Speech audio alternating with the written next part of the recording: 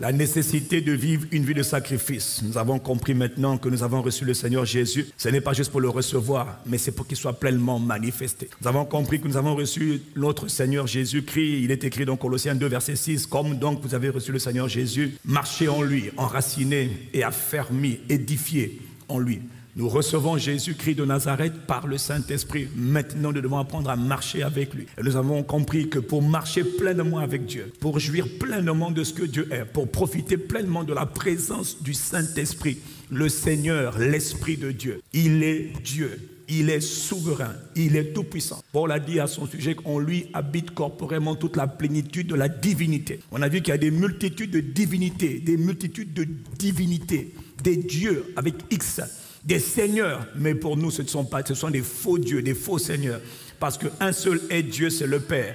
Un seul est Seigneur, c'est Jésus de Nazareth, le Christ. Quelqu'un me dit Amen. Et cela est attesté par le Saint-Esprit partout où il nous envoie. Quelqu'un me donne un bon Amen. Et nous avons vu donc que quand on reçoit Jésus, pour jouir pleinement de la présence du Saint-Esprit qu'on a reçu, frère, il faut m'écouter, vraiment écouter. On le dit tout le temps, on le dit. Là, en fait, cette semaine, je ne fais que dire ce qu'on dit tous les jours. C'est juste que je le dis autrement. Je le dis différemment. Je le dis à ma façon, selon la grâce que Dieu m'a donnée. Mais c'est les mêmes choses qu'on ne cesse de bombarder. Il ne faut pas croire que quand tu viens dimanche, c'est parfois pour entendre de nouvelles choses. C'est souvent pour entendre les mêmes choses. Mais on le dit différemment. Le principal langage que les divinités connaissent, que les divinités comprennent, ce ne sont pas le langage ou les attitudes de convenance personnelle, mais c'est le langage du sacrifice, de la consécration. Quand un homme veut marcher avec une divinité, avec un esprit, avec une créature spirituelle, il doit apprendre la loi de la consécration. Il doit apprendre à se sacrifier, à vivre uniquement pour le plaisir de la divinité. Nous ne parlons pas des divinités païennes, nous parlons du Dieu, des dieux. On l'appelle le Dieu des dieux parce qu'il est au-dessus de tout. En lui concentre toute la plénitude de ce qui est Dieu. Tout ce qui est divin, Dieu, se trouve dans le Christ Jésus. Et c'est lui que j'ai reçu. Donc quand je reçois Jésus, je veux que tu comprennes, frère, que tu as reçu tout ce que tu avais besoin de recevoir.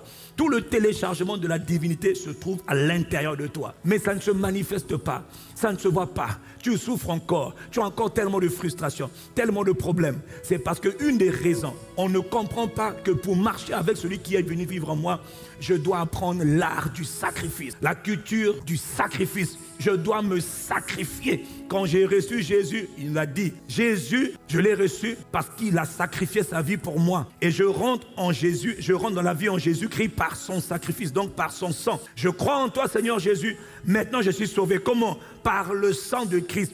Quelqu'un a donné son sang pour que toi, tu sois purifié de tous les péchés. Dieu t'a tellement aimé que Dieu l'a envoyé. Et en l'envoyant, lui-même, il dit, je suis venu mandaté par le Père. Mais s'il vous plaît, je me suis livré moi-même. Il dit, personne ne m'ôte la vie. Je la donne de moi-même, en accord avec le Père. Je dépose ma vie, je livre ma vie. Il a fait volontairement pour que toi, tu sois sauvé. Que toi, tu sois délivré de la puissance de Satan. Pour que toi, ton nom soit inscrit dans le livre de vie qui est dans le ciel. Pour que le jour où tu pars, parce que tu n'es pas sur la terre pour une durée illimitée, c'est faux. Tu es sur la terre pour un peu de temps seulement. Tu viens du monde des esprits, tu repartiras dans le monde spirituel. Et pendant le séjour que tu es sur la terre, un immigré, tu es un clandestin, un immigré. Tu n'es pas appelé à t'éterniser sur la terre. Tu es appelé à passer par la terre, soit à monter ensuite dans le royaume de Dieu, soit à descendre dans le royaume des morts. Mais il y a deux destinations possibles. Quelqu'un qui me comprend dit Amen. Mais pendant le temps où je suis sur la terre, je dois marcher dans une vie de totale consécration à Dieu, à Jésus le Christ qui est fils de Dieu, qui est aussi appelé Dieu.